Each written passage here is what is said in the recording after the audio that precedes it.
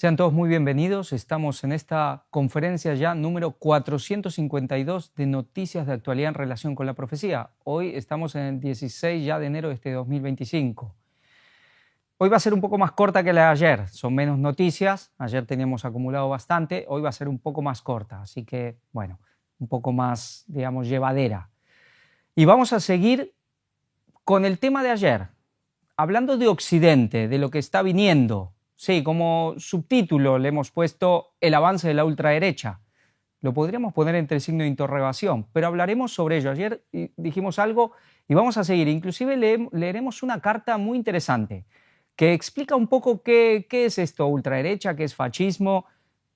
Ya veremos más adelante. Pero Occidente, sí, hay todavía historiadores, filósofos que discuten algo tan sencillo, ¿no? ¿Qué es Occidente? Pues esto que tenemos aquí. La cultura grecorromana unida, por supuesto, a la cultura, podemos decir, judío-cristiana, el cristianismo. Y si es cristianismo, también es judaísmo, por supuesto. Vamos a empezar esta vez con Europa y vamos a España. Es un poco interesante y a veces parece algo presuntuoso y puede hasta parecer bromista, pero bueno, así es él. Sánchez se promociona como oposición internacional a Trump antes de su toma de posesión. Sánchez como alternativa de Trump. Bueno, quizás se la crea él y a algunos, pero sí que tiene que haber un movimiento de oposición o de alternativa de contrapeso a Trump. ¿Qué pasa con Europa? ¿Seguirá en la línea totalmente trumpista? Por ahora no parece. Vamos a ver qué pasa. Vamos a ver. Pero Sánchez ya diciendo ciertas cosas. Dice: el presidente del gobierno desprecia el gasto en defensa en la cumbre con los embajadores y antepone la seguridad climática a reforzar arsenales como pide Estados Unidos. Aquí vemos ya una disyuntiva. Estados Unidos quiere gasto militar, no el tema justamente climático, y Sánchez dice no, aquí no gasto militar, aquí gasto climático. ¿Qué pasará? Se saldrán, harán lo que Sánchez dice aquí, no porque lo diga Sánchez, o terminarán gastando tanto en uno como en lo otro. Bueno, ya iremos viendo. Vamos a leer algunas cosas de aquí. Dice lo que dice justamente Pedro Sánchez. Dice: Estados Unidos es un aliado imprescindible para hacer frente a los desafíos de nuestros tiempos y para la defensa también de nuestro modelo de convivencia. También marcó un ideario completamente alejado del planteamiento de Trump. No apeló en ningún momento de manera directa al republicano, pero sí habló de la internacional reaccionaria, sí, como contraposición a la internacional socialista. El término con el que se refiere al eje de partidos de extrema derecha internacional, en el que incluye a Trump, el argentino Javier Milei y el húngaro Víctor Orbán. Claro, ayer decíamos, a Fico no lo ponen, aunque Fico está muy en la línea de todos ellos, pero claro, Fico es autoproclamado socialista de izquierda. Qué complicación, ¿no? A veces vemos que las cosas se difuminan un poco, esos límites, pero bueno, hoy veremos un poco más de todas estas cosas. Además de la internacional reaccionaria, Sánchez incluyó en una charla destinada a los representantes de España en el exterior parte del argumentario propio de un mitin del Partido Socialista. Digo, cuando hablo de Fico, hablo del presidente de Eslovaquia, al que lo balearon hace no mucho, que le dieron 5 tiros, con alguien que era cercano a Ucrania, pero bueno, sobrevivió y no se ha acobardado y sigue en la misma. Llevó a la política exterior el programa de su partido. Así les dijo a los diplomáticos que la carta de representación de España es que la última dictadura de la Europa occidental, es decir, el franquismo, se convirtió en un referente de libertades. Bueno, ¿España es un referente de libertades? Pues vaya, qué concepto de libertad, ¿no? En referencia a los 50 años de la muerte de Franco, eje principal de este año de gobierno. Sí, un año dedicado totalmente a Franco. Qué cosas, ¿no? Esto siempre me hace acordar a aquellos, como hacía el catolicismo, ciertos sistemas que desenterraban los huesos de alguien, por ejemplo, de tantos, pero de aquel lucero de la Reforma, ya sabemos, cómo desenterraron sus huesos, ¿para qué? Para volverlos a quemar. Pues esto es lo que viene haciendo también el Partido Socialista, especialmente de Zapatero, y ni hablar de Pedro Sánchez. Es, desenterrarlo una y otra vez para volverlo a quemar cada vez que haga falta, cada vez que tengan problemas, y desviar un poco la mirada. Bueno, dice: les indicó a los embajadores que España tiene credenciales para hacerse escuchar, un momento económico absolutamente extraordinario inspiramos y merecemos confianza como nunca antes. Sí, eso es lo que estamos viviendo en España. Un momento económico extraordinario, sin duda. Además, instó a los diplomáticos a sumarse al despliegue de una política exterior ambiciosa y eficaz, basada en la apertura y el incremento del número de socios y aliados que pueda tener España y en la defensa de un multilateralismo eficaz y de la paz. Un multilateralismo que contrasta con la vocación de relaciones bilaterales de Trump. Y digo, bueno, ahora hablan de multilateralismo, pero sin embargo son pro-otanistas, con lo cual están enfrentados a los BRICS, porque si hablan tanto de la cuestión multilateral, ¿por qué no se unen a los BRICS, ¿no? ¿Quiénes son los multilateralistas aquí? ¿Los BRICS? ¿La OTAN es multilateral? Pues para nada, la OTAN es totalmente unilateral, hay que hacer lo que la OTAN diga y eso lo tiene que aceptar el mundo entero. Y vaya que Sánchez y los suyos aquí en Europa totalmente de rodillas, sumisos totales a lo que diga la OTAN. Y luego ahora, como sale Trump, hablan de multilateralismo. Pues que vayan con China, que vayan con Rusia, que vayan con Irán. Bueno, realmente, qué manera de mentir, qué manera de engañar, qué manera de retorcer, de cuánta hipocresía en los políticos. Es un poco para pensar que digamos, sea tan normal que las personas de influencia, los que nos dirigen, los que nos gobiernan, empezando por los políticos, pero también los medios de información, los periodistas, sean los profesionales hoy de la mentira y del engaño. Y hoy ya, bueno, como normal, ¿qué va a decir?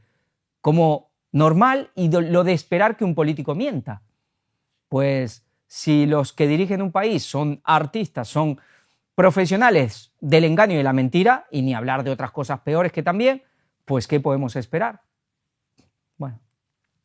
Dice, frente a una nueva era Trump en la que parece que de nuevo imperará el proteccionismo en el país, Sánchez afirmó ayer que solo hay dos posicionamientos: o dejarnos arrastrar por esa inercia de hacer languidecer y erosionar el orden multilateral, o defender con valentía el orden en el que creemos. ¿Y cuál es el orden en el que creen? Lo que diga la OTAN, saquear países, destruir naciones. Bueno, ¿ese es el orden en el que creen? ¿Un desorden global total?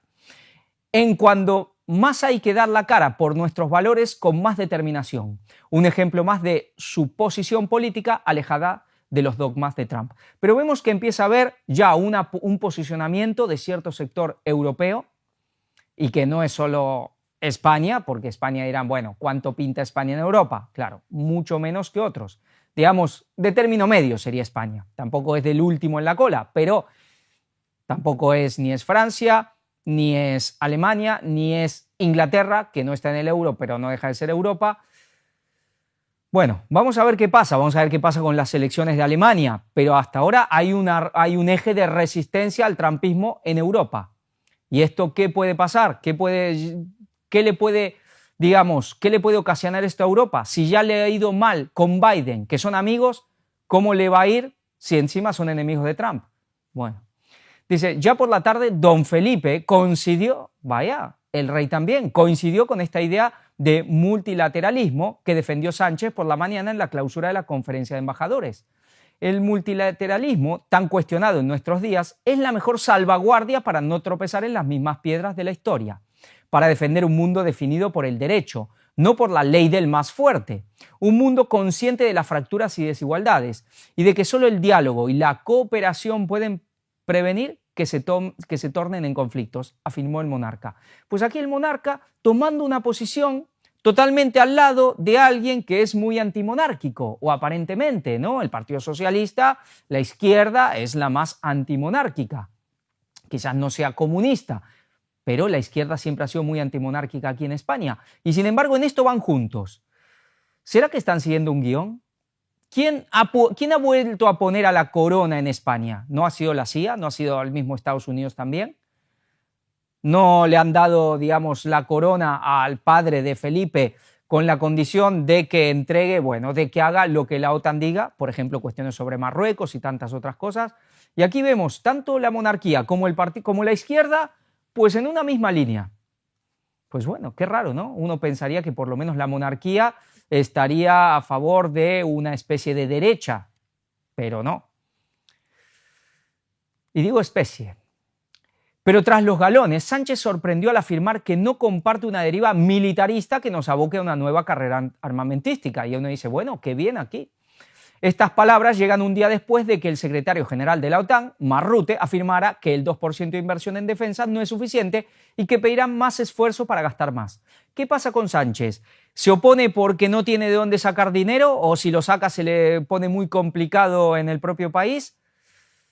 Pero bueno, vamos a ver qué es lo que dice. Pese a las advertencias constantes de la Alianza Atlántica y de la Unión Europea, Sánchez se posicionó ayer en contra de esto y aseguró que el mundo tiene prioridades más urgentes que atender y en ningún manual está escrito que la paz y la seguridad se conquisten reforzando arsenales. Pues muy bien, cuando quieren decir la verdad la dicen, pero a ver cuáles son las prioridades. Además, directamente pronunció que la seguridad va mucho más allá que el gasto en defensa. Nos muestra la seguridad climática y las acciones para concluir sus efectos. Eso es lo que demanda la sociedad española. Pues despilfarrar dinero de un lado para despilfarrarlo en el otro. Mientras el discurso de la inversión en defensa cunde cada vez más entre los ciudadanos de los 27, es decir, Europa, España rema a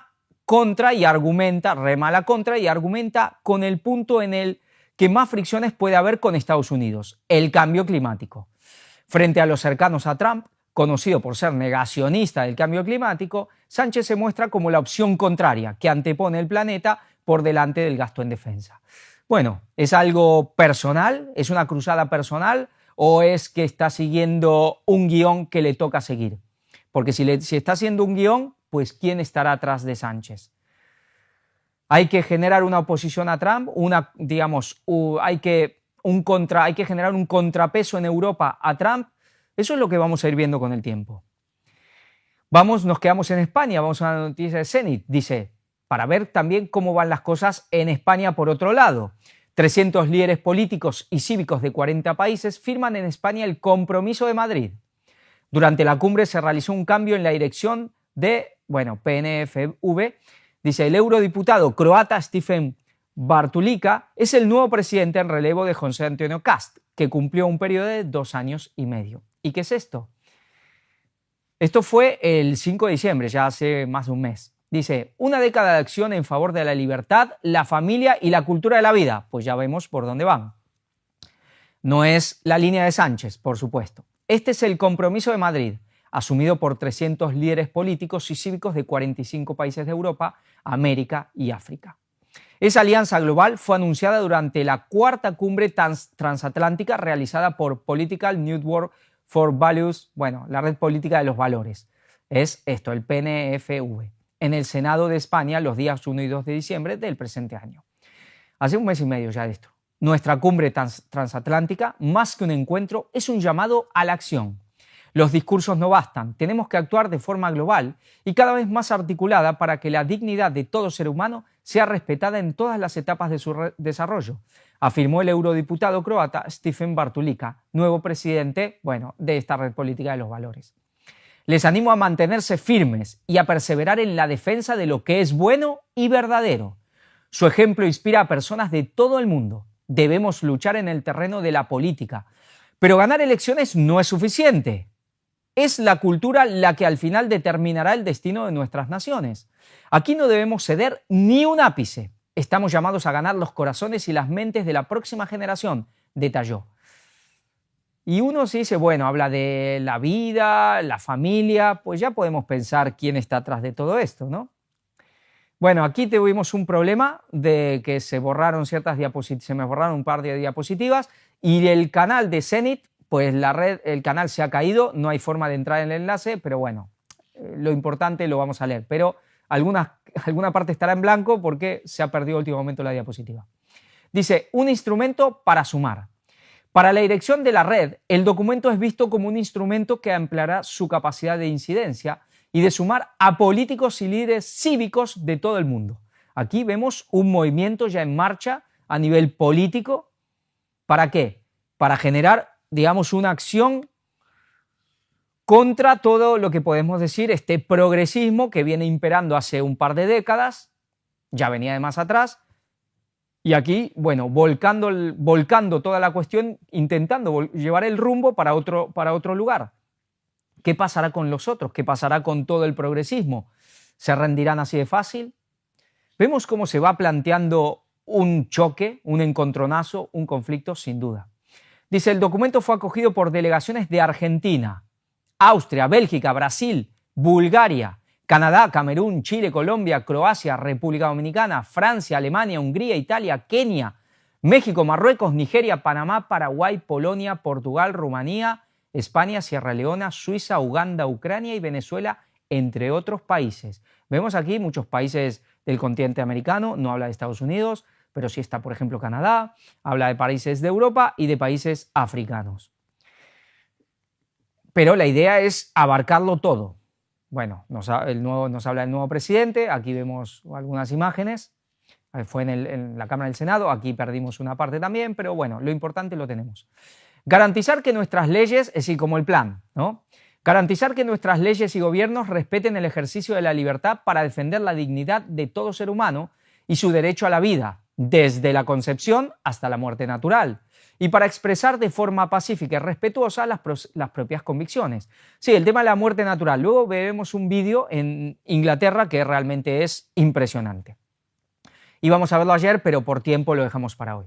Impulsar iniciativas legislativas, políticas públicas que establezcan un entorno propicio para la formación y estabilidad familiar, para que hombres y mujeres puedan ejercer plenamente su derecho universal a casarse, fundar una familia y educar libremente a sus hijos, como parte esencial de una cultura de la vida.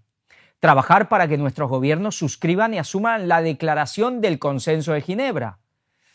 Promover el crecimiento de una alianza mundial por los derechos humanos universales y las libertades fundamentales, tal como fue propuesto en la Declaración de Nueva York, reivindicando que la Declaración Universal de Derechos Humanos sea interpretada según su sentido original. Sí, en el sentido original creo que eran 30 ítems, de los cuales en general uno no tiene nada que objetar, pero luego empezaron a aparecer extensiones, nuevos derechos que ya inclusive contraponen o se contradicen con los derechos fundamentales.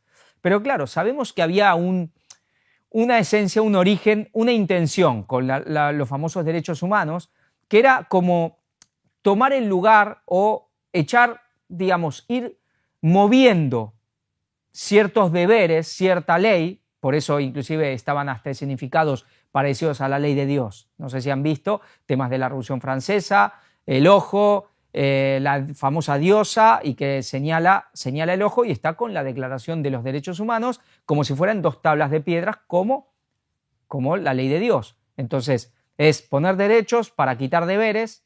Están muy bien los derechos, pero primero son los deberes.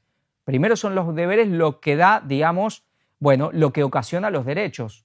Porque ahora lo que se reclama es, no, yo tengo derecho a una casa, tengo derecho a un trabajo, tengo derecho a vacaciones, tengo derecho a pasármela bien, tengo derecho a hacer con mi cuerpo lo que a mí se me da la gana.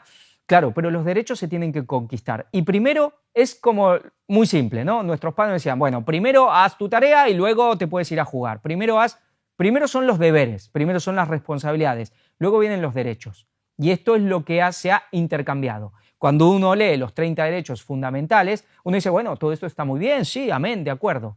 Pero hay este tema de prioridades y luego se empezaron, ¿qué? A venir otros derechos que ya son de otro cantar. Entonces ellos reivindican volver a los derechos humanos fundamentales. Ya sabemos todo lo que tuvo que ver los jesuitas, el catolicismo con la Revolución Francesa y todas estas cosas, aunque la gente no lo sabe en general. Ser generadores en todos los ambientes a nuestro alcance de una cultura que celebre la vida, aprecie a la familia y afirme el ejercicio responsable de la libertad. Dice, nos encontramos en el punto de inflexión de un cambio de época. Por eso hacemos un llamado a nuestros contemporáneos, líderes políticos, cívicos e intelectuales, a sumarse a este empeño. Es hora de hacer brotar una nueva primavera para la libertad, la familia y la cultura de la vida. Pues si esta nueva primavera es como la primavera árabe, pues mejor dejemos el invierno nomás. Vamos a Gran Bretaña. Ayer veíamos algo, bueno, una noticia que quizás muchos han oído, la vamos a leer, es un poco larga, pero es realmente brutal lo que ha pasado en Gran Bretaña, aunque quizás todos lo sabíamos. Pero por alguna razón ahora son cosas que empiezan a salir a la luz. De pronto se filtran, se blanquean cosas terribles que todo el mundo intuía, sabía y algunos no querían saber. Atroz casos de abusos sexuales a menores destruye la reputación del gobierno británico. ¿Qué pasó? Los primeros reportes sobre grupos de hombres que abusaban de menores en la calle se remontan a la década de 1970. O sea, estamos hablando de más de 50 años. El Reino Unido se está viendo sacudido por un nuevo revuelo que desató críticas y polémica, no solo hacia el gobierno del actual primer ministro del país, Keir Starmer, sino también hacia los anteriores con reproches de que hicieron la vista gorda frente al llamado escándalo en torno a las redes de explotación sexual de menores a lo largo del país, especialmente en la ciudad de Rotterdam. Sí, Inglaterra, no la ciudad esta de Países Bajos.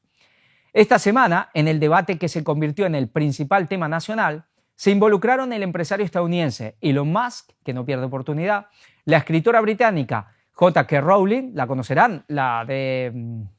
¿cómo se llama? Bueno, la de Harry Potter, eso. Y la ex primer ministra del Reino Unido, Liz Truss, esa que duró menos que la lechuga. Sí, y era literal, habían puesto una lechuga para ver quién duraba menos y duró menos Liz Truss. Entre otros, pronunciándose en torno al asunto, pero ¿qué hay detrás? ¿Cómo se supo el caso? De acuerdo con un reportero de GB News, debe ser, bueno, GB News, no importa, que hizo una publicación de hilo en sus cuentas de X sobre el escándalo en las redes británicas de abuso sexual de menores, salió en X. Los primeros reportes de bandas de hombres que abusaban de menores en la calle se remontan a la década de 1970. Sin embargo, la primera vez que el problema llamó la atención fue cuando la entonces diputada laborista Ann Cryer expresó en 2002 su preocupación por el acoso de jóvenes hombres de Asia, del sur, es decir, Medio Oriente, a niñas en la puerta de los colegios en la ciudad de Rotterdam. Según recuerda, su batalla comenzó cuando 7 madres acudieron a ella para denunciar que sus hijas habían sido manipuladas sexualmente por jóvenes de la comunidad pakistaní. Bueno, ya es verdad que es la parte musulmana, pero Pakistán ya es bastante oriente, ¿no? Ya no sería el cercano oriente, antiguamente era India, pero es la parte musulmana. Pero nadie parecía tomar en serio sus peticiones ni confiar en sus denuncias. En 2003, muchos miembros de su propio partido acusaron a Cryer de racismo. Y aquí está el tema. No, es que si dices esto, pues eres racista.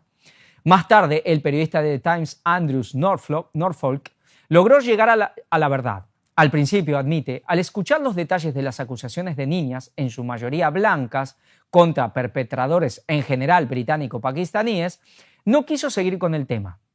Inmediatamente pensé que era una historia de ensueño para la extrema derecha. Sí, generalmente cuando los niños, las niñas cuentan que los abusan, lo normal es que no se los quiere creer. Confesó, añadiendo que solamente cuando empezó a investigar el caso por su propia cuenta, comprendió que se trataba de algo mucho más serio y, sobre todo, real. Esto hace acordar a como lo que se hablaba, que las mujeres, cuando las mujeres que vieron el sepulcro vacío, no se les quería creer porque eran mujeres. Bueno, y uno dice, vale, muy bien, ¿y por qué son mujeres no van a saber distinguir en un sepulcro vacío o uno que no lo está? Pues estas cosas también a veces machistas, porque son machistas, y a veces en cuestión de los niños, porque no tiene que ver con machismo, porque a veces tanto hombres adultos como mujeres no les creen porque son niños. Bueno, pero siempre estas cosas, al final, clásicas, típicas del ser humano, ¿no? No es una cuestión solo de puro machismo, no, aquí hay de todos, aquí limpio no hay nadie, ni hombres ni mujeres. Dice, en cuanto publicó su primer artículo abordando el caso, fue atacado tanto por quienes lo consideraban racista como por partidarios de la ultraderecha que querían que escribiera más sobre el racismo antiblanco. No obstante, sus artículos, junto con el juicio del 2012 a la red de abuso sexual infantil de Rochdale, llevaron al Comité de Asuntos Internos de la Cámara de los Comunes, es decir, como sería el Parlamento, a dedicar sesiones al asunto. Luego, en agosto del 2014, salió a la luz un informe, fruto de una investigación dirigida por la profesora Alexis Jay, que concluyó que aproximadamente 1.400 menores de diversos orígenes, solo en ese lugar, imagínense en toda Inglaterra, imagínense en toda Europa, habían sido abusados sexualmente en Rotterdam entre 1997 y 2013 por hombres británicos de origen pakistaní, aunque también había implicados de raíces kurdas y kosovares. ¿De qué se trata? Nadie conoce la verdadera dimensión de la explotación sexual infantil en Rotterdam a lo largo de los años. Nuestra estimación conservadora es que aproximadamente 1.400 criaturas fueron explotadas de 1997 a 2013. No solo niñas, niños también, ¿eh? Así se describe la principal conclusión de la investigación llevada a cabo por Alexis J. Numerosas menores fueron violadas por varios hombres, así como llevadas a otras ciudades y localidades del norte de Inglaterra, secuestradas, golpeadas e intimidadas. Algunas, incluso niñas de tan solo 11 años, eran objeto de violaciones en grupo y tráfico de drogas. Varias, denuncia el informe, fueron rociadas con gasolina y amenazadas con ser quemadas vivas, amenazadas con pistolas, obligadas a presenciar violaciones brutales y amenazadas con ser la siguiente si decían algo. Bueno, sin palabras.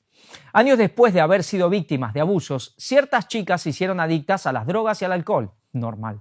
Otras sufrían estrés postraumático, además de otros problemas psicológicos de salud y de salud mental. Sí, estos llevan a intentos de suicidio y todo ese tipo de cosas. En varios casos se produjeron embarazos, abortos espontáneos e interrupciones. Es decir, abortos espontáneos o infligidos, por así decir. En muchos casos, los perpetradores regentaban locales de comida rápida o trabajaban como taxistas. Primero invitaban a sus víctimas a comer, las embaucaban, iban en coche a recogerlas al colegio, les hacían regalos como teléfonos móviles para poder comunicarse. Esto supongo que ya sería un poco después de 1970. Y después acababan drogándolas y abusando de ellas porque tenían su control psicológico absoluto. ¿Qué pasó después? Claro, aquí vemos las imágenes y ya se puede ver de dónde era esta gente. Tras presentar su reporte, Alexis J. aseveró que los encargados de proteger a los niños fracasaron pese a los 3 informes elaborados entre 2002 y 2006, que no podrían haber sido más claros en describir la situación en Rotherham. Para 2005 es difícil creer que ciertos altos funcionarios no estuvieran al tanto del problema. Denunció J., detallando que varios empleados han descrito su nerviosismo a la hora de identificar el origen étnico de los perpetradores por miedo a ser considerados racistas. Otros recuerdan instrucciones muy claras de sus superiores para que no lo hicieran. O tener miedo, claro, si hubiesen sido blancos no hubiese habido ningún problema, es más, se hubiese promovido la difusión de estas cosas, por supuesto, pero gente que tiene miedo y otros que directamente, pues sus amos, estamos hablando seguramente más que todo en el ámbito del periodístico, pero también puede ser el judicial, y lo había en el tema de, en el tema de la fiscalía, por ejemplo, pues sus amos les prohibían ir a más, blanquear, hablar o exponer las cuestiones. ¿Y por qué? ¿A quién le interesa que esto suceda y a quién le interesa que esto no se diga? Aquí solo es una cuestión, bueno, no sé, de dinero, porque hay gente que gana dinero con la inmigración. Aquí hay mucho más. ¿Y hasta dónde llega esto? ¿Y a quién le interesa que estas cosas pasen y que sigan pasando y que no se digan? Pero ¿a quién le interesa, será el mismo, que en un momento ponerlo todo?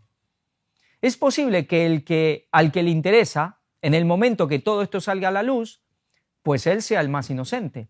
O aquí no haya ninguna conexión. ¿No es cierto, señores del Vaticano? A pesar de que, hasta la fecha, en el marco de la operación Stop Good, se han practicado más de 150 detenciones y se han dictado 20 condenas, con penas que superan los 100 años. No se presentó cargo alguno contra figuras claves del gobierno que fracasaron en prevenir lo sucedido en varias ciudades. Y sí, los políticos, obviamente, obedecen a sus amos y, claro, por lo menos tienen que salir ilesos, ¿no? No vas a hacer lo que te dicen si encima después vas preso. Pero a veces alguno tiene que caer. Asimismo, de acuerdo con investigaciones periodísticas y testimonios de víctimas, algunos oficiales de la policía de Rotherham habían mantenido contactos regulares con perpetradores o hacían caso omiso de las denuncias. Así, en 2020 se reveló que un oficial superior de la policía admitió que sus fuerzas ignoraron los abusos sexuales de chicas por redes de pakistaníes durante décadas. Sí, yo vi al jefe de la policía hablar y el hombre tartamudeaba, no sabía cómo hablar y cómo justificar toda esta cuestión, ya que tenían miedo al aumento de las tensiones raciales. Por otro lado, se hizo público que algunos infractores ni siquiera fueron detenidos. Bueno, aquí ha pasado en España que cuando hay policías que dicen que la mayoría de los que cometen los delitos son de tal lugar, pues hasta pierden el trabajo y hasta se pueden enfrentar a penas de cárceles. Sí, policías que dicen la verdad. Mira, es que la mayoría de delincuentes son de tal o de tal lugar. Bueno, vaya el problema, se les acabó el trabajo y pueden acabar presos inclusive. Bueno, sigamos. La punta del iceberg. No obstante, la historia de Rotherham solo era la punta del iceberg, ya que redes similares se habían propagado en la década del 2010 por todo el país y tenían presencia en Manchester, Rochdale, Oxford, Bradford, entre otras localidades. Así que estamos hablando de decenas de miles de personas, seguro, de víctimas. La líder del Partido Conservador británico, Kemi Badenoch, escribió este jueves: hace tiempo debería haberse abierto una investigación nacional sobre el escándalo. Sí, estamos hablando de más de 50 años, de las bandas de violadores. En los últimos años se han celebrado juicios en todo el país, pero ninguna autoridad ha atado cabos. El 2025 debe ser el año en el que las víctimas empiecen a obtener justicia, expresó la política. Sí, cosa increíble, ¿no? Los mismos movimientos que defienden a esta gente son los movimientos feministas. ¿Cómo puede ser? Pues yo no dudo que hay mujeres dentro de los movimientos feministas que realmente le interesa la cuestión de las mujeres y todo, pero seguramente están en la base, en lo más abajo, porque está claro que a las de arriba les interesa un pepino, les interesa un cuerno lo que le pasa a las mujeres, a las niñas, a los niños y a las niñas también, porque son las mismas feministas y los mismos feministas los que promocionan, defienden y digamos que allanan el camino para que estas cosas pasen, porque lo han hecho. Pero esto obviamente, ¿qué va a traer? Pues una reacción indudable. En respuesta a dicha publicación, Nigel Farage, líder del Partido Reformista, criticó a los conservadores por no llevar a cabo una investigación sobre el caso mientras estaban en el poder. Claro, ¿y qué pasó con los conservadores? Pues no teníamos miedo, lo que sea. Pues bueno, si no te animas ni a hacer lo que es justo, pues vete a hacer otro trabajo, ¿no? Hablar no cuesta nada. Los conservadores han tenido 14 años de gobierno para iniciar una investigación. El establishment les falló a las víctimas de las bandas de abuso de menores a todos los niveles, sostuvo en su cuenta de X. Sí, vamos a reiterar, esto sale a la luz en X. Y Elon Musk aprovechó para ir contra el gobierno de Starmer. Se han quejado en Inglaterra, Starmer, en Europa, que cómo Elon Musk se atreve a hacer injerencia, a meterse. Bueno, a ver, ¿acaso no estuvieron años, no llevan años los políticos europeos yendo contra Trump? Pues bueno, ahora están bebiendo de su propia medicina, ¿no? Es decir, cuando ellos sí criticaban a Trump y que lo peor que podía pasar era que gane Trump y había que apoyar a Biden y esto y lo otro, pues eso estaba muy bien. Y ahora que le están haciendo lo mismo, ahora lloran como, bueno, a llorar y a quejarse. Pues se la van a tener que aguantar, ¿no? Otra cosa es si está bien o mal lo que se hace. Yo ya no voy a entrar porque, mira, aquí unos y otros son iguales, pero se van a tener que aguantar. En respuesta a dicha publicación, Nigel Farage, líder del partido... esto ya lo leí. El escándalo revivió cuando se supo que Jess Phillips, ministra en la sombra para la salvaguardia y violencia contra mujeres y niñas, había rechazado una solicitud del Ayuntamiento de Oldham para que el Ministerio del Interior liderara una investigación pública sobre la explotación sexual infantil, sugiriendo que la propia municipalidad investigara el asunto. Sí, aquí vemos, bueno, este tipo de cosas. Los ministros de los departamentos son los que van en contra de lo que dicen defender. Bueno, gente que está ahí a hacer su trabajo. Elon Musk se incorpora al debate. Luego a la discusión se sumaron Elon Musk, J.K. Rowling y Liz Truss, que expresaron su desacuerdo e indignación hacia ambos partidos del Reino Unido que parecen haber hecho oídos sordos ante lo sucedido. Los detalles que están sugiriendo sobre lo que las bandas de violadores hicieron a las niñas de Rotherham son francamente horribles. Las acusaciones de posible corrupción policial en el caso van más allá de lo creíble, escribió J.K. Rowling, que ya es británica, por supuesto. Y bueno, la han intentado cancelar, claro, tiene mucho dinero también, muchísimo dinero hizo con Harry Potter, pero ella está más del lado hoy, diríamos, casi ultraderecha. A su vez, la ex primera ministra del país, al comentar una parte del reporte del 2015, indicó: estos terribles casos de violación en grupo de niñas de tan solo 11 años avergüenzan a nuestro país. Claro, como ella duró tan poco, nadie le va a poder decir: ¿y tú por qué no hiciste nada? Claro, si estuvo 4 días. Otra cosa es si realmente hubiese hecho algo. No solo hay que castigar a los autores, también deben ser castigados las autoridades que hicieron la vista gorda para no exacerbar las tensiones raciales. De igual modo, la política conservadora añadió que los horribles fallos sobre las bandas de violadores muestran la total falta de responsabilidad de la justicia penal británica. proponiendo algunas medidas para cambiar el sistema. Por su parte, Elon Musk opinó que la ministra Jess Phillips debería ser encarcelada. Así nomás. Bueno, razón no le falta. La verdadera razón por la que Phillips se niega a investigar las bandas de violadores es que obviamente llevaría a culpar a Keir Starmer, declaró, exigiendo al mismo tiempo la liberación de Tommy Robinson, activista político de ultraderecha, detenido a finales de octubre del 2024 presuntamente por haber violado una orden judicial que le prohibía repetir difamaciones contra un refugiado sirio después de que éste ganara una demanda contra Robinson en 2021. Aquí vemos, bueno, muchísimas fotos de toda esta gente que perpetró estas barbaridades y claro, todos son del mismo prácticamente o de los mismos orígenes étnicos. Y sí, no son ingleses. ¿Por qué Tommy Robinson está en una prisión de aislamiento por decir la verdad? Debería ser liberado y los que encubrieron esta farsa deberían ocupar su lugar en esa celda, expresó Musk, y agregó que Starmer fue cómplice de la violación en el Reino Unido cuando fue jefe de la Fiscalía de la Corona durante 6 años. Claro, es que estuvo al frente de la Fiscalía, los defensores del pueblo, y no hizo nada. La Fiscalía es la Defensoría del Pueblo, pero ¿qué hizo? Pues la vista gorda. Dice, del 2008 al 2013. Starmer debe irse y debe enfrentar cargos por su complicidad en el peor crimen masivo en la historia del Reino Unido. Por lo menos en la historia moderna, posiblemente. Una de las víctimas de Rotherham, Sarah Wilson, que fue violada desde que tenía 11 años, respaldó la postura de Musk y escribió que Jess Phillips debería avergonzarse, por lo menos. Como mínimo, cualquiera que niegue una investigación independiente tiene mucho que ocultar, sentenció. En la misma línea, respaldó un pedido para que el rey Carlos III, Juan Carlos el de aquí, Carlos III, disuelva el Parlamento y convoque nuevas elecciones generales, haciendo hincapié en que el pueblo del Reino Unido no quiere este gobierno en absoluto e instando a convocar nuevos comicios en el país. Sí, la verdad que lo de Starmer, es decir, si lo de los conservadores ya fue, bueno, lamentable, ahora ya lo de los laboristas con Starmer a la cabeza, en el poco tiempo que llevan no puede ser peor. Bueno, uno podría decir que todavía queda tiempo para hacerlo peor. Terrible, pero esto tiene que generar tarde o temprano una reacción. Una reacción. Y vemos que otra vez el gran enemigo, como en tiempos antiguos, empieza a ser el Islam. O por lo menos el enemigo de cierto sector. Luego hablaremos, comentaremos algo. Y vamos a ver un vídeo, no de esto, de otra cosa también que tiene que ver con Gran Bretaña. Y sí, dice eutanasia y barbarie, Reino Unido pierde la cabeza. Vamos a ver el vídeo. Si ya de por sí la posibilidad de la eutanasia pone a muchas familias bajo una decisión crucial, ahora Reino Unido da una vuelta de tuerca al asunto. Los mayores con enfermedades terminales podrán acabar antes con su vida para ahorrar a sus seres queridos facturas de impuestos de hasta 6 cifras. Con el plan previsto, las pensiones podrán ser heredadas sin impuesto sobre la renta si la persona muere antes de los 75 años. Con la legislación sobre la eutanasia aprobada en el Parlamento, si supera esa edad, sus herederos deberán pagar una cifra que alcanzaría, ojo, hasta el 45% del total.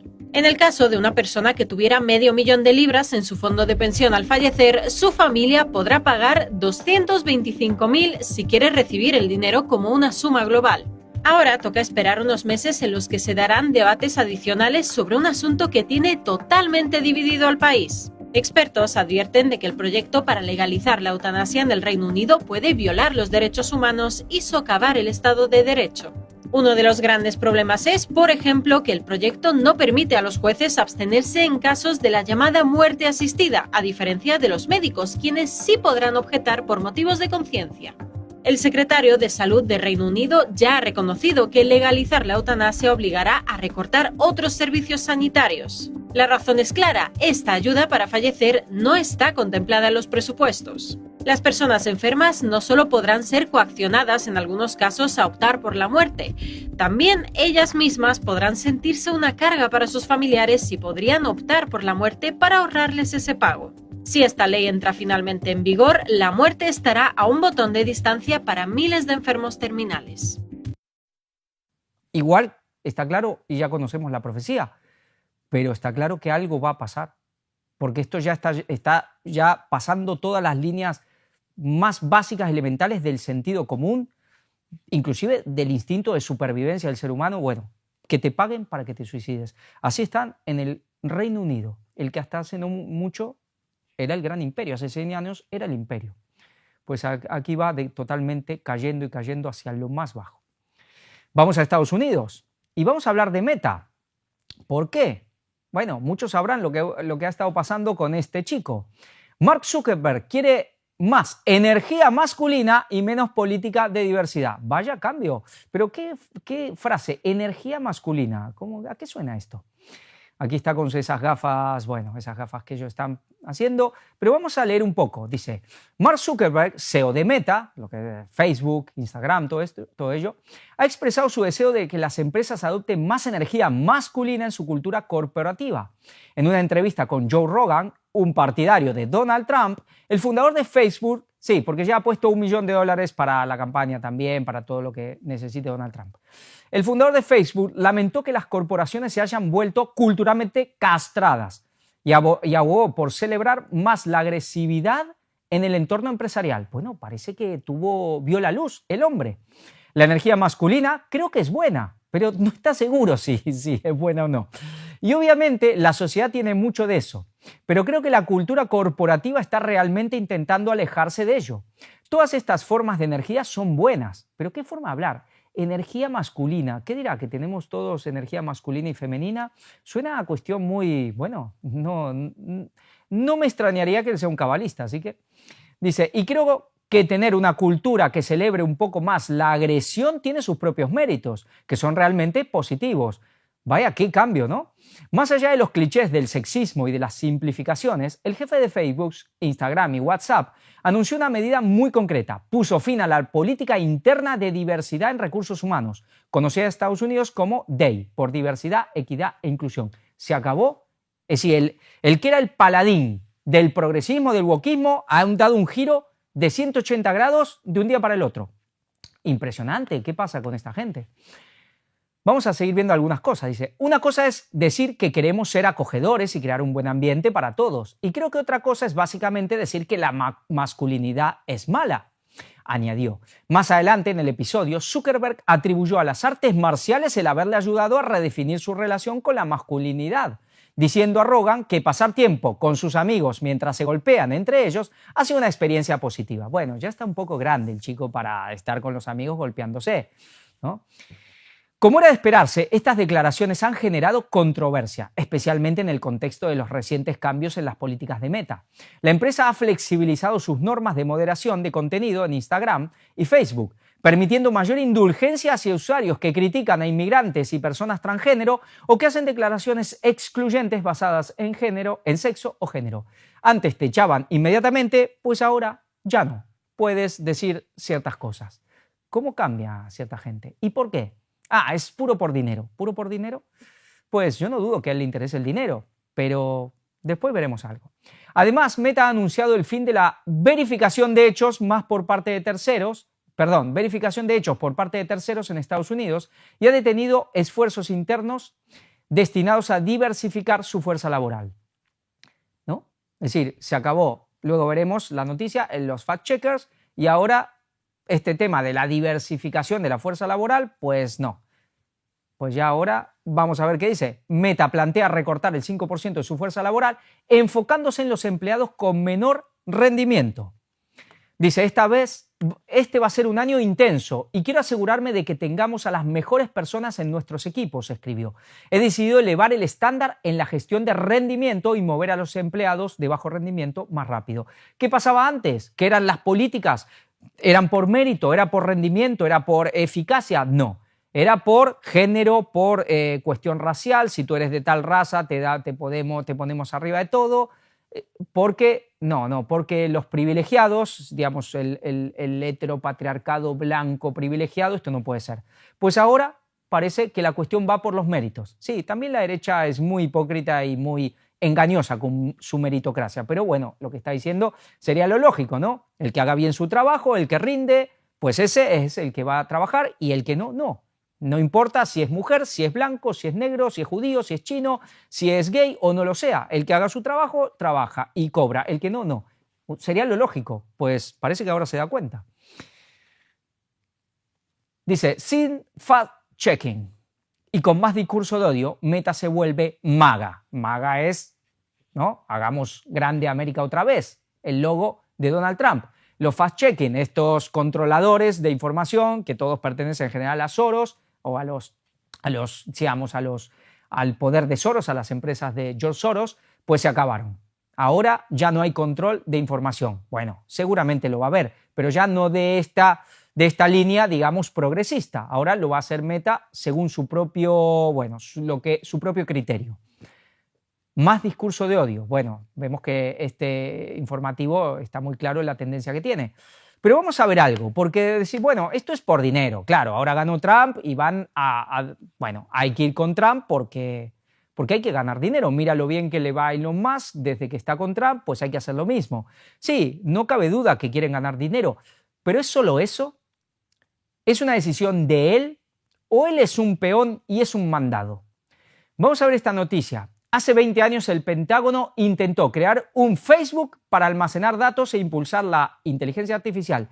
¿Le salió mal? ¿Seguro que le salió mal? Quizás muchos conocen esto. Vamos a leer un poco. La idea era fascinante y polémica, claro. ¿Qué es LiveLog? La enésima demostración de la pasmosa imaginación del DARPA. Es decir, es como el DARPA, ¿no? Es del Pentágono. El proyecto se lanzó hace 2 décadas, hacia 2003, y su nombre capta bien que buscaba un registro, log, de la vida, life, de sus usuarios. Su propósito pasaba ni más ni menos que por crear una gran base de datos vital, entendiendo el concepto en su sentido más pleno, diverso e inclusivo invasivo.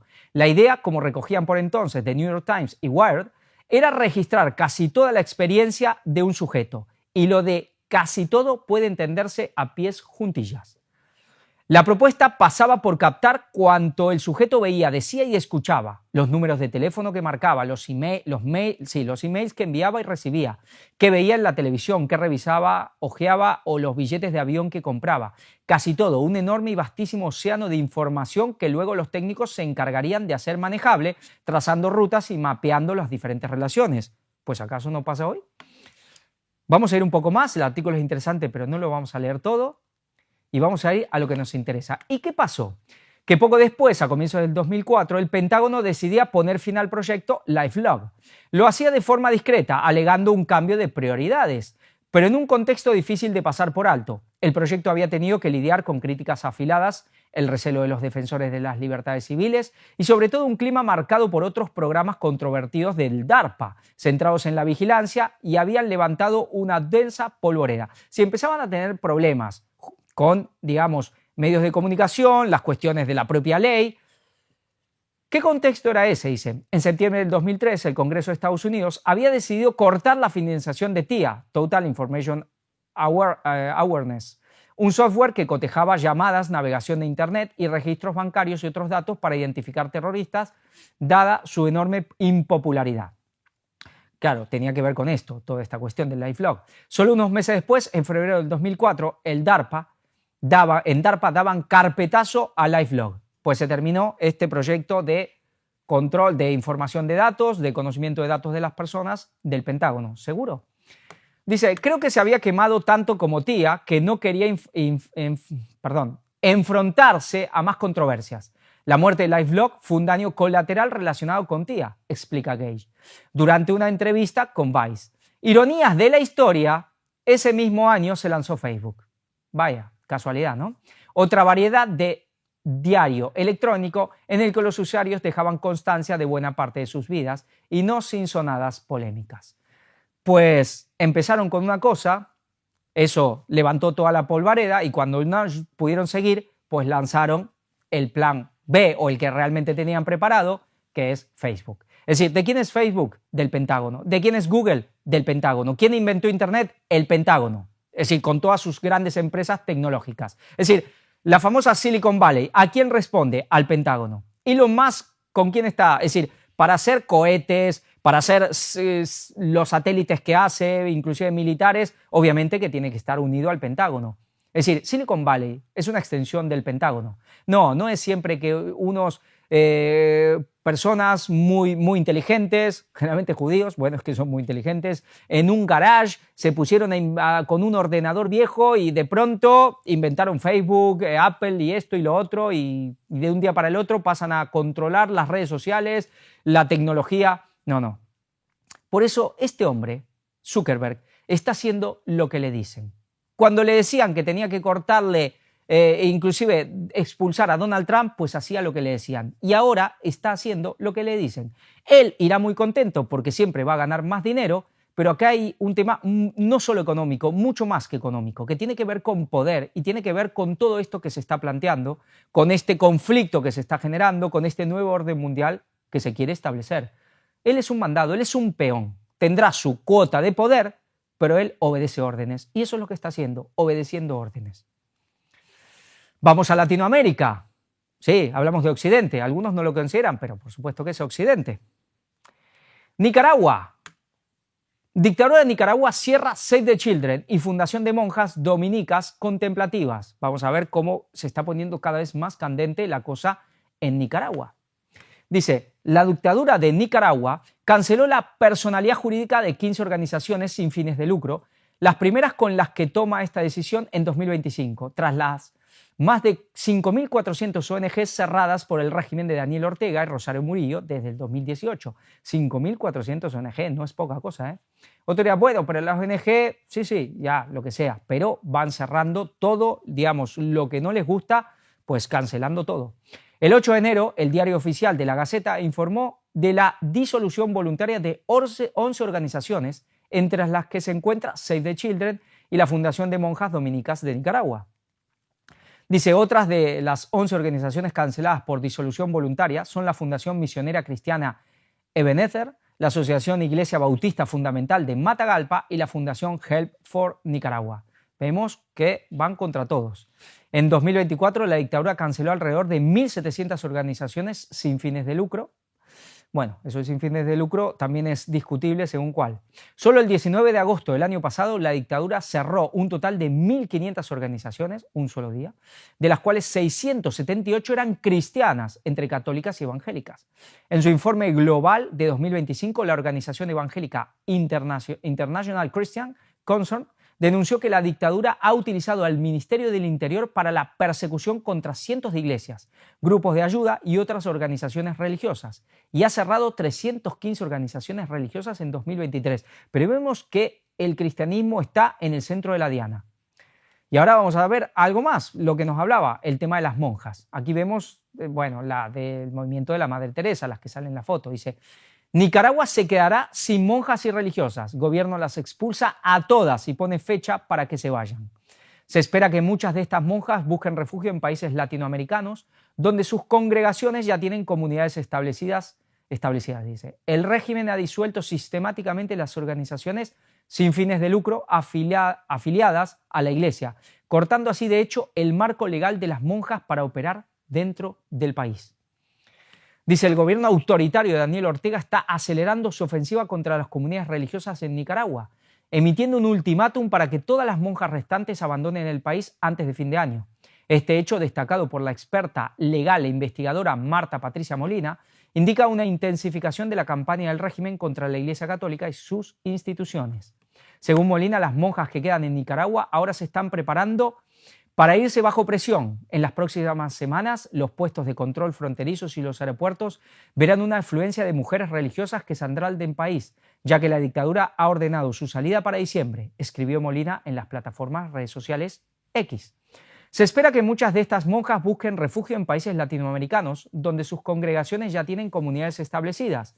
El régimen ha disuelto sistemáticamente las organizaciones sin fines de lucro afiliadas a la Iglesia, cortando así, de hecho, el marco legal de las monjas para operar dentro del país.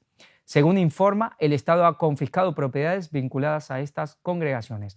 Pues afuera las monjas, impresionante que no quede una monja en un país latinoamericano. Bueno, aquí nos habla de la represión, de la cantidad, digamos, de personajes del clero que han sido perseguidos y toda esta cuestión. Y que el principal objetivo o centro de la persecución es la Iglesia Católica. Como siempre, la Iglesia Católica queda como víctima, queda como la defensora del bien, de la libertad, de la justicia. De alguna manera siempre cae de pie. Bueno, nos habla de, toda esta cuestión que está borrando totalmente, dice, lo vamos a leer, dice, más allá de las expulsiones, el régimen de Ortega ha despojado a las organizaciones religiosas de su estatus legal y ha confiscado sus propiedades de la Iglesia. Esta estrategia no solo elimina la oposición inmediata, sino que también busca borrar la influencia de larga data de la Iglesia en la sociedad nicaragüense. Impresionante, ¿no? Algo, bueno, como pocas veces o casi ninguna se ha hecho en Latinoamérica, quizás en Cuba y hasta cierto punto, porque Cuba no ha perseguido al catolicismo como lo está haciendo Ortega. Vamos a ir a Venezuela porque luego se comentará el caso de Nicaragua también. Maduro amenaza con tomar las armas junto a Cuba y Nicaragua y Uribe pide una intervención internacional en Venezuela, sí, el colombiano Uribe. Dice el presidente de Venezuela, Nicolás Maduro, ha asegurado este sábado que el país se prepara junto a Cuba, Nicaragua y otros aliados internacionales por si algún día es necesario tomar las armas para defender el derecho a la paz y a la soberanía. Venezuela se va preparando junto con Cuba, junto con Nicaragua, junto con nuestros hermanos mayores del mundo. ¿A quién se referirá? Se referirá a China, se referirá a Rusia. Hasta ahora no le da mucha cabida, pero vamos a ver qué pasa. Del mundo para si algún día tenemos que tomar las armas para defender el derecho a la paz, el derecho a la soberanía y los derechos históricos de nuestra patria, ha dicho el mandatario en la clausura del Festival Mundial Internacional Antifascista convocado por el chavismo. Sí, tema antifascista y el tema de tomar las armas. Se hablaba de hace tiempo y hablamos de hace tiempo de un conflicto armado en lugares de Latinoamérica. Sí, que Cuba, que Venezuela, que todos dependerán mucho por hoy económicamente de Estados Unidos, pero políticamente cada vez se distancian más. Dice, en este sentido, el presidente que tomó el poder del viernes rodeado de polémica tras las elecciones del pasado 28 de julio, sí, es decir, al final tomó el poder, al que se lo esperaba para que tome el poder nunca apareció, bueno. Dice, en las que la oposición denunció fraude en el recuento de votos y se atribuye la victoria. Ha dicho que si por las buenas avanzaremos y si es por las malas también los venceremos para que respeten. Bueno, no vamos a leer todo, pero aquí nos habla de que Uribe, dice, vamos a leerlo abajo, dice, Uribe pide una intervención internacional. El expresidente de Colombia, Álvaro Uribe, ha defendido la necesidad de una intervención internacional en Venezuela que desaloje del poder a Nicolás Maduro y convoque unas elecciones libres. Sí, aquí Uribe pidiendo que se invada Venezuela directamente, intervención militar. Vemos cómo se está poniendo el patio y ahora tenemos uno de estos, digamos, un latinoamericano, un cubano, de origen cubano o por lo menos de padres cubanos, anticastrista, anticomunista acérrimo, al frente de la Secretaría de Estado, bueno, o tendremos a partir del lunes de la Secretaría de Estado de Estados Unidos, Marco Rubio.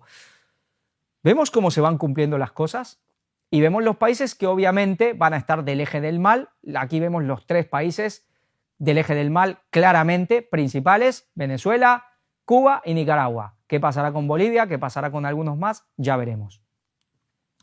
Bueno, aquí nos habla de sacar al tirano del poder y por la fuerza militar si es necesario. Maduro habla de poner frente a la intervención y eso. Y seguimos. Maduro afirma que logrará liberar a Puerto Rico con las tropas de un país suramericano. Bueno, uno dirá, son delirios, por supuesto. Pero lo que no es un delirio es que va a venir un conflicto. Dice el presidente de Venezuela, Nicolás Maduro, afirmó que, al contrario de la agenda de colonización del norte global, claro, como se habla del sur global, pues también está el norte global. Los países que se oponen al fascismo tienen una agenda de liberación que tiene como uno de sus temas pendientes la independencia de Puerto Rico. Sí, el tema son el movimiento antifascista, igual que los partidos socialistas como de España y de otros lugares, ¿no? El avance del fascismo, la ultraderecha, y es el gran peligro. ¿Y ellos no lo son? Durante la clausura del Festival Mundial Antifascista en Caracas, el mandatario venezolano expresó su regocijo porque un grupo de asistentes al encuentro sostuvo sus manos las banderas de Cuba y de Puerto Rico, que tienen un diseño similar con colores invertidos.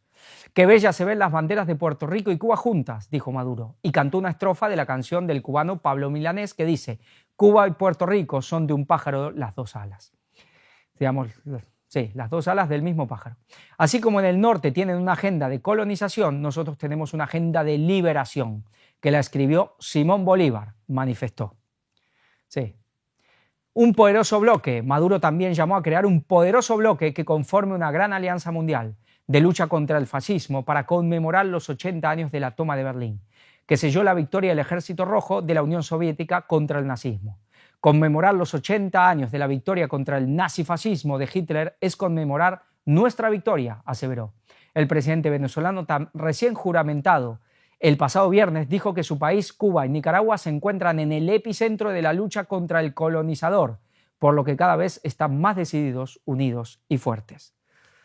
Pues volver a derrotar al fascismo y ya está. Vamos a ver un vídeo y vamos a verlo hablar porque siempre no tiene desperdicio este hombre. Así como en el norte tienen una agenda de colonización, nosotros tenemos una agenda de liberación. Y la agenda nos la escribió Simón Bolívar. Está pendiente la libertad de Puerto Rico y la lograremos, Brennan, con las tropas de Brasil. Y Abreu de Lima irá al frente. Batallón Abreu de Lima para liberar Puerto Rico. ¿Qué te parece? ¿Ah? Bueno, con las tropas de Brasil, Lula no se lleva muy bien con él. Y si vuelve alguien de tipo Bolsonaro, menos. Habla de tropas peruanas, bueno, sus cosas típicas de él. Pero el tema del fascismo, y ahora se habla aquí, la ultraderecha, viene la ultraderecha, ojo con la ultraderecha, ay con la ultraderecha. Vamos a ver un poco, ayer comentamos algo, para aclararnos un poco también y ver cómo realmente van las cuestiones, vamos a leer algo muy interesante.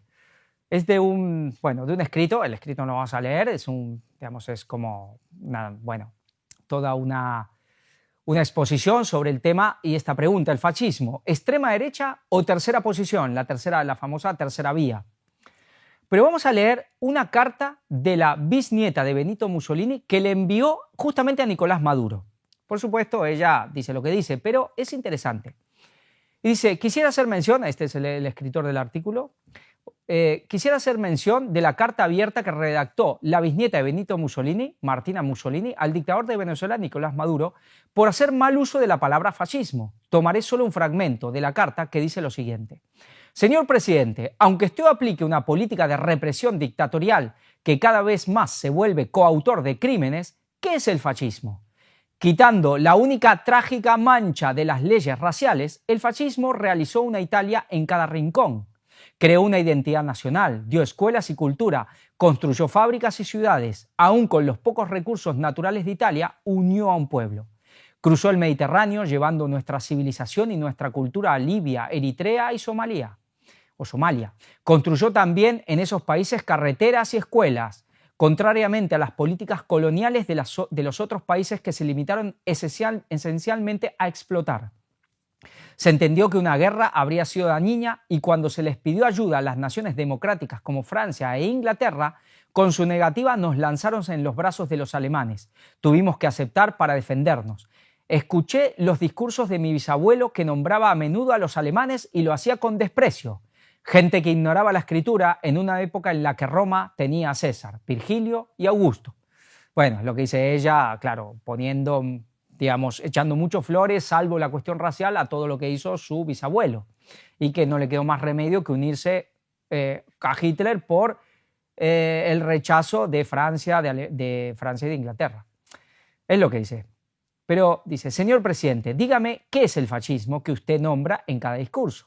El fascismo es un movimiento político revolucionario que se propone la superación del Estado liberal democrático y del Estado comunista en una tercera vía, indicando en esta la construcción de un Estado ético jerárquico fundado en la alternativa corporativa que, eliminando sea la explotación capitalista que la lucha de clases para crear una nación y así un pueblo consciente de su propia misión. Es muy interesante. ¿Por qué? Porque dice que el fascismo es un movimiento político revolucionario y es verdad. Generalmente se habla de la ultraderecha y se habla del fascismo como lo mismo y la ultraderecha son los conservadores, pero el fascismo no era conservador, era revolucionario y eso es verdad.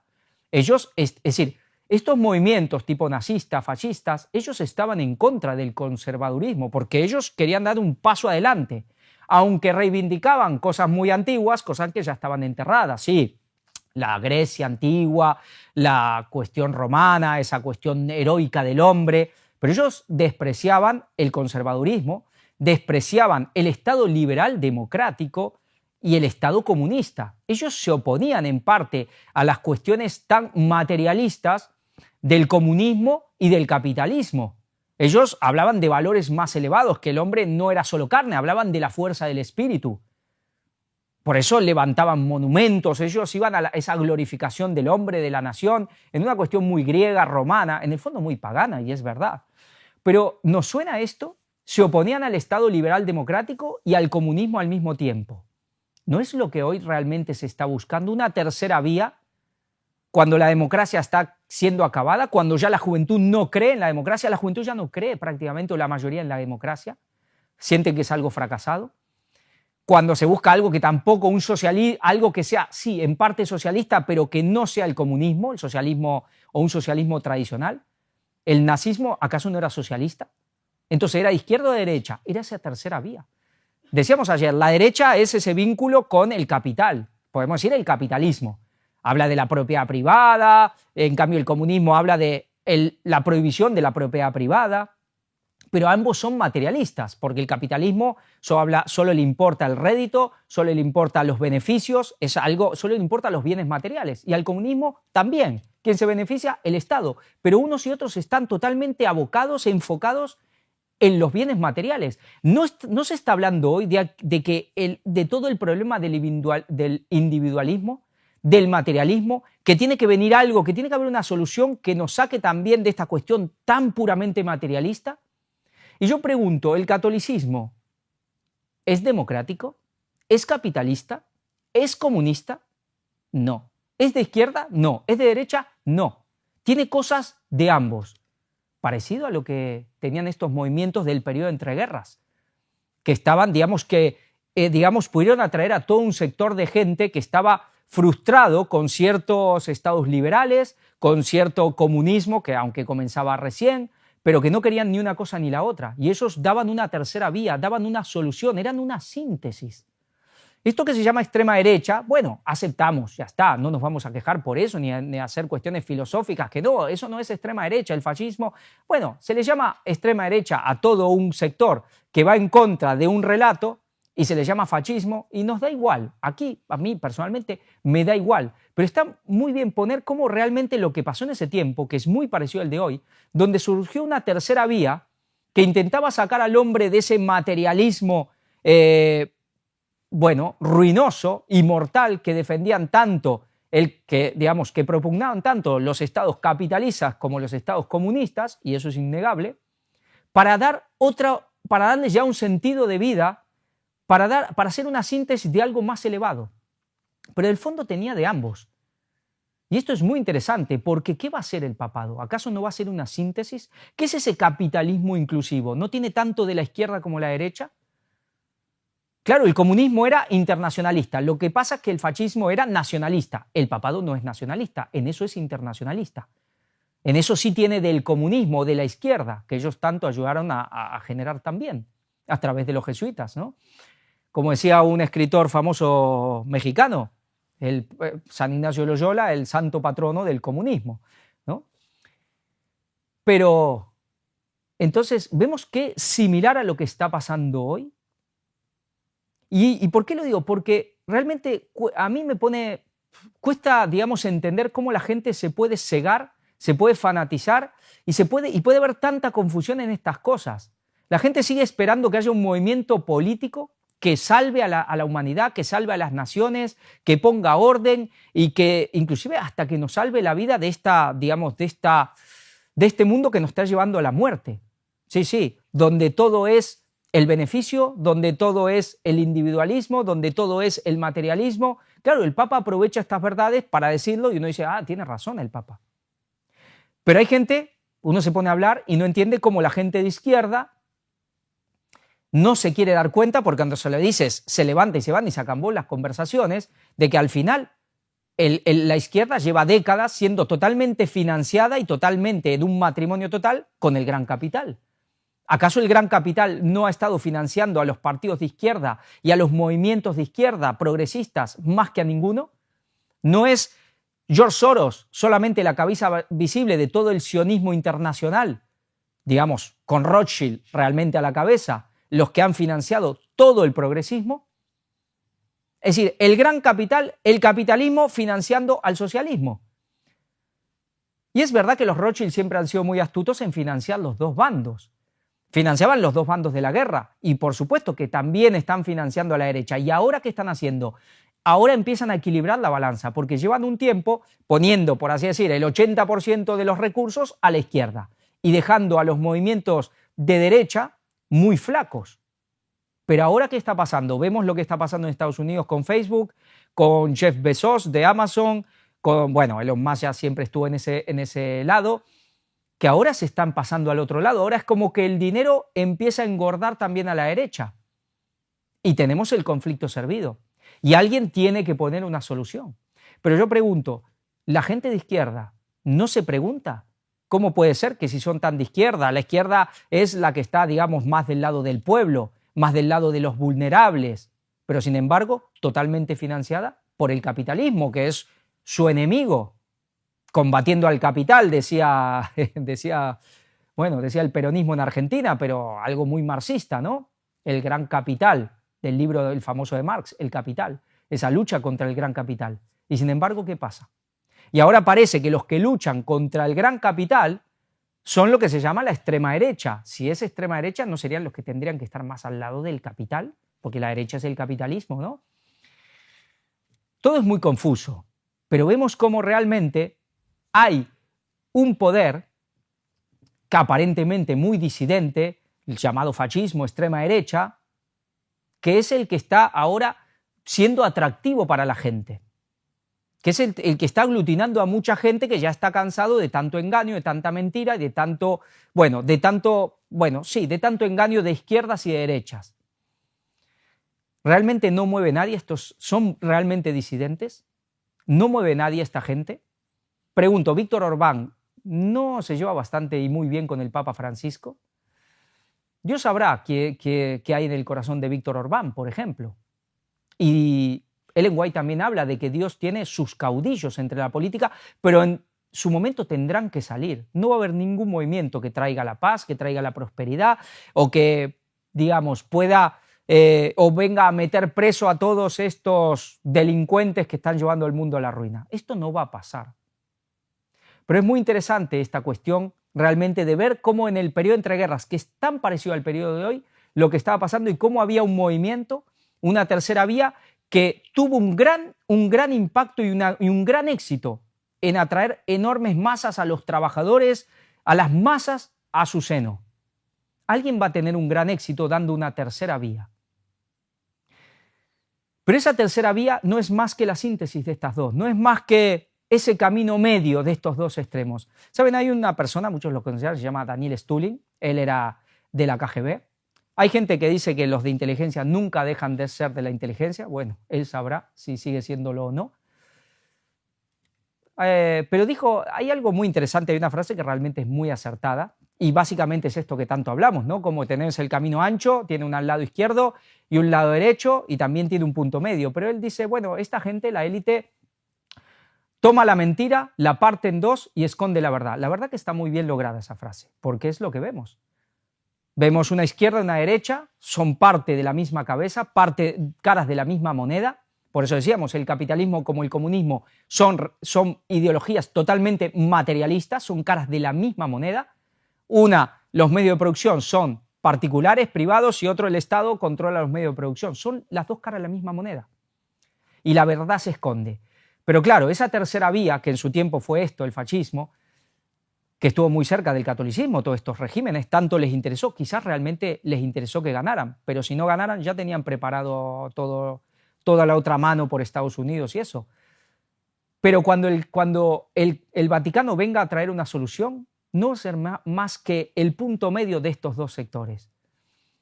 Nunca olvidemos que el cristianismo ofrece otro camino que es de otra naturaleza. Y hubo una nación que tuvo un camino que era de otra naturaleza. Porque Estados Unidos, que podemos decir, bueno, Estados Unidos es la nación capitalista, de derecha, pero originalmente no era así. Luego al final veremos de Ellen White algo de eso. Y ¿saben qué? Es muy interesante esto del capitalismo y el comunismo, porque nosotros, los adventistas, cuando hablamos de 1844 Y la gente, y les hablo a los que por ahí no son adventistas y nos ven, y a lo mejor son cristianos, y dicen, bueno, no, eso fue una falsa profecía, no se cumplió. Realmente se cumplió. Vean todo lo que pasó en esa década de 1840. Y siempre se nos ha enseñado qué pasó en 1840, cómo cambió el mundo. Surgió el darwinismo, surgió el espiritismo moderno, surgió el comunismo. Pues históricamente también surgió el capitalismo. Generalmente en el adventismo esta parte nunca se nos ha enseñado. Siempre se nos habló del comunismo, Marx y Engels, y como parte de cumplimiento profético, y lo es. Pero nunca se habló de que esa década también surge el capitalismo, ya se establece, sí.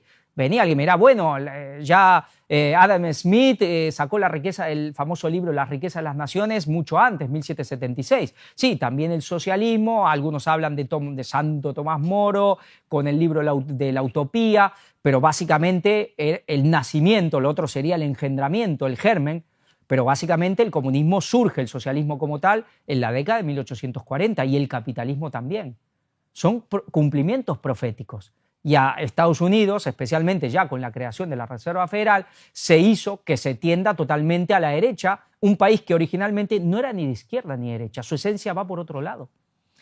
Europa tenía esa izquierda y la derecha, y luego se genera el comunismo, luego justo después de la Reserva Federal, y se dividió el mundo en izquierda y derecha.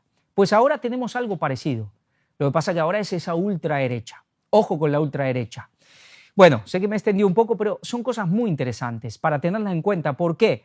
Porque todo esto se está buscando que haya un conflicto, se está engordando, hay una cabeza que ahora está engordando, cuando engordó a la izquierda durante mucho tiempo, especialmente desde los años 60, con la escuela de Frankfurt llegando a las universidades de Estados Unidos, especialmente en las últimas 2 décadas, y ahora vemos cómo ese mismo poder, esos BlackRock y todo ese gran capital, ahora está engordando otra vez a la derecha. Y está viendo, ¿y para qué? Es como poner a 2 pesos pesados ya en su mejor forma para que se enfrenten unos y otros, la izquierda y la derecha, o el socialismo, el progresismo contra la ultraderecha, llamada hoy fascismo. Y por eso el Vaticano va a dar una solución que no es ni uno ni lo otro. De las cenizas, por así decir, del choque de ese conflicto y de las cenizas que queden de ese conflicto, se erigirá el Vaticano. Y esto es lo que muchísimos canales de geopolítica, que podrán ser independientes, y no digo que no lo sean, no lo ven. No lo ven. Habla de Daniel Stulin. Bueno, Daniel Stulin es muy significativo, que habla de muchas cosas, es un hombre muy brillante, con mucho conocimiento, con mucha experiencia, pero vaya que todo lo que dice le calza como anillo al dedo al Vaticano. Bueno, nada, simplemente para pensar. Él sabrá si sigue siendo de inteligencia o no. Hay gente que dice que los de inteligencia nunca lo dejan de ser. Bueno, él lo sabrá. Y Dios también. Y el diablo también. Pero esta gente nunca da en el clavo. Algunos le pegan más cerca, algunos rozan pero ninguno da en el clavo. Ninguno da en el clavo. Se habla de patriotas y de globalistas. Y estamos viendo cómo estos patriotas, de patriota cada vez tienen menos, y lo que tienen de este nacionalismo recalcitrante, que tanto daño hizo, por ejemplo, en el periodo de entreguerras. Bueno, ya para terminar, vamos un par de noticias. Paraguay reafirma su apoyo a Israel en la inauguración de su embajada en Jerusalén. Sí, Paraguay que vuelve su embajada a Jerusalén. La tuvo, luego se fue a Tel Aviv, luego cada vez que viene un gobierno la ponen en Jerusalén, la sacan, la ponen y ahora vuelve a Jerusalén. Paraguay siempre, bueno, una cuestión interesante. ¿Por qué ese sionismo tan fuerte en Paraguay? Pero, bueno, y Peña dice que tiene esa obligación moral el pueblo paraguayo de hacer esto. Aquí lo vemos, allá en Jerusalén, una embajada de vuelta.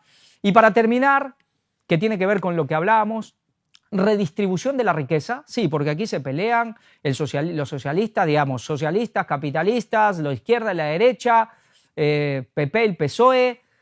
Pero ¿dónde está la famosa redistribución de la riqueza de las que todos hablan? Pensé poner más de lo mismo, pero bueno, ya sabemos el apartado que es más de lo mismo. Pero todos los años pasa lo mismo. La riqueza de los multimillonarios se dispara en el mundo, según un informe. Dice, la riqueza de los multimillonarios se ha disparado a nivel mundial alrededor de un 17% el año pasado. 17% es muchísimo.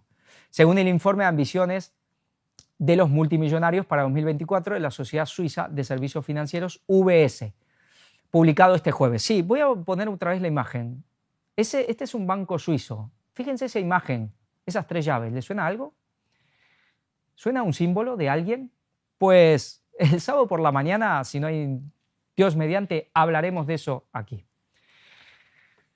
Dice, la cifra de multimillonarios en Estados Unidos pasó de 751 a 835, encabezados por magnates de la industria y la tecnología, y su patrimonio total ascendió de 4,6 billones de dólares a 5,8 billones. Sí, los Biden, los Trump, quien sea, los Bush, esto no para. Y si con Bush puede aparentar que fue un poco diferente en la legislatura anterior a lo que venía siendo de los Bush, los Clinton, los Bush otra vez, los Obama, los Biden, pues ya con las declaraciones que está haciendo Donald Trump, pues vemos que esto va a ir a más sin ningún lugar a dudas.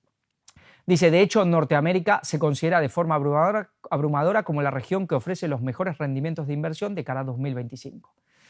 Por su parte, en la China continental, el número de multimillonarios bajó de 520 a 427 y su patrimonio descendió de 1,8 billones de dólares a 1,4 billones de billones. Bueno, impresionante, interesante. China baja. En China se algo al revés, es como algo al revés de lo que pasa en Estados Unidos. En Estados Unidos, gracias a ese capitalismo desmesurado, lo que terminó pasando es que no hay libertad, de que no hay libertad de mercado, es mentira, eso es una mentira, hay un matrimonio total entre la política y la industria y las finanzas, pero igual que lo que está pasando en China, que ya no hay un comunismo, aunque sea un partido comunista, pero hay una cosa que están como inversas.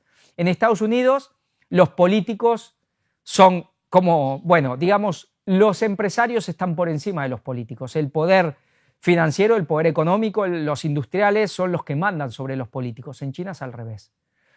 El Partido Comunista, la política manda sobre la economía. ¿Y el que hay magnates? Sí. Pero cuando el partido los quiere poner a raya, los pone a raya. Y si les quiere sacar las empresas, se las quita. Ahí el partido, la política, manda. Esa es la diferencia. Y a muchos les interesa que el modelo chino sea el que realmente el que triunfe.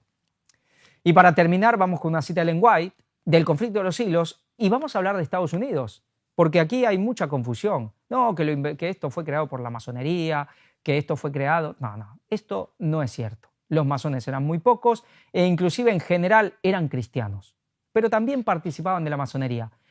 Y la masonería en ese tiempo no era lo mismo que la que es ahora, porque cuando fue la fundación real de Estados Unidos o la declaración de independencia de Estados Unidos, es cuando a alguien le interesó infiltrar y girar completamente o en gran manera la masonería y convertirla en lo que es ahora. Pero en ese tiempo no era ni siquiera lo que es ahora.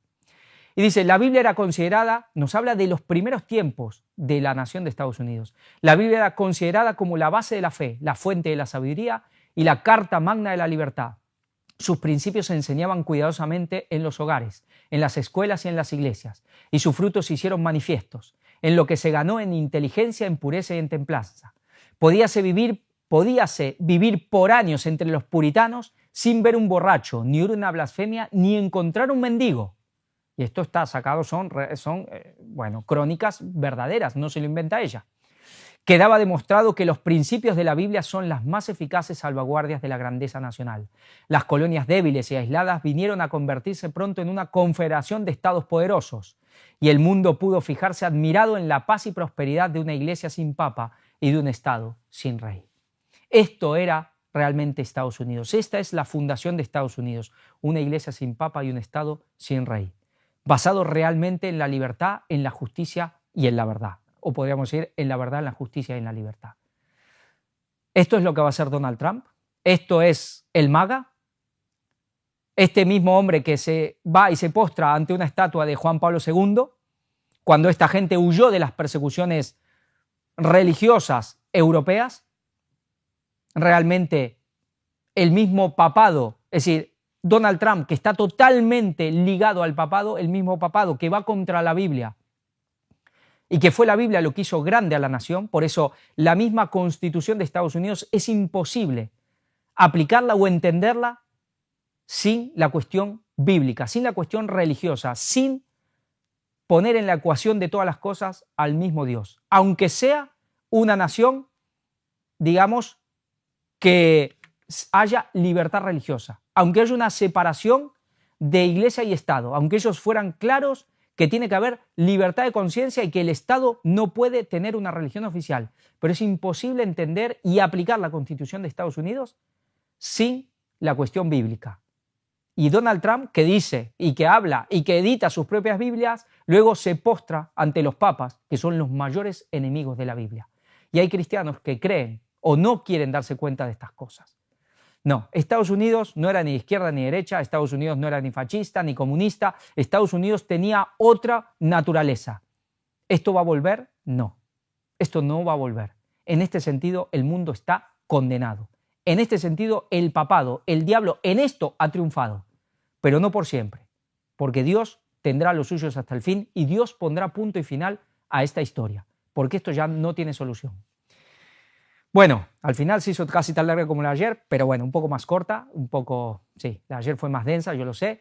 Como siempre, los invitamos a que no se queden solo con profecías, no se queden solo con información, no, tenemos que ir a tener un fundamento espiritual real. Todos estamos de acuerdo que el materialismo nos lleva a la ruina, pero tenemos que tener un verdadero fundamento, porque ahora se va a dar una solución también espiritual, pero falsa. Como en el periodo entre guerras hicieron los nazis y los fascistas, va a pasar lo mismo. Y a ellos vaya la ruina que les vino, pues al mundo peor todavía. Siempre agradecidos por toda la colaboración que nos dan y que Dios los bendiga mucho. Maranata 2031.